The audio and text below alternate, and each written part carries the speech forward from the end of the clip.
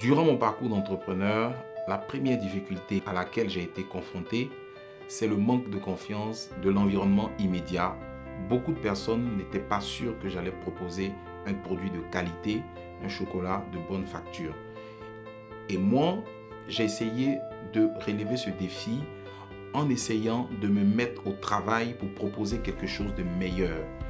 Et quand j'ai mis sur pied nos chocolats, tous ceux qui ont goûté étaient même bien surpris et par ailleurs, beaucoup ont même dit que c'est un chocolat qui n'a pas été fait par moi et qui a été importé.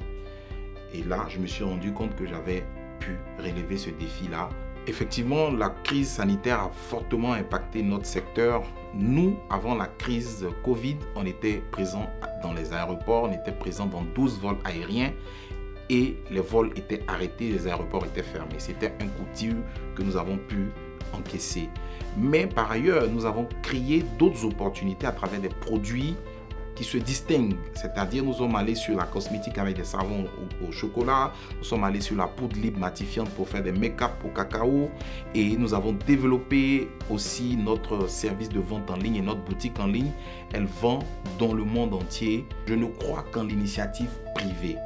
Mon humble avis est le fait que les entrepreneurs peuvent même se mettre ensemble et faire des choses de sorte à pouvoir eux-mêmes aider l'État. Pour terminer, je voudrais seulement dire aussi que pour une solution qu'on pourrait trouver, c'est de faire en sorte que, de façon solidaire, on fait appel entre nous-mêmes les entrepreneurs à proposer nos services plutôt que d'aller chercher ailleurs. Les opportunités dans notre secteur d'activité sont toujours en permanence. Par contre, pour pouvoir entrer dans ce secteur d'activité, il faudra se former.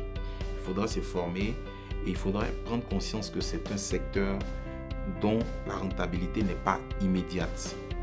On préfère dès maintenant se lancer pour que quand il y aura un boom, on soit aux avant-gardes pour pouvoir récolter les fruits. Ma recette, c'est l'innovation.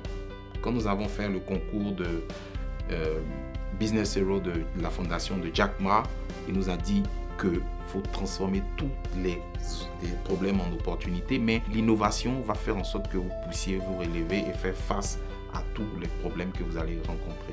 Alors, en tant qu'entrepreneur, on vous conseille la résilience et toujours la résilience.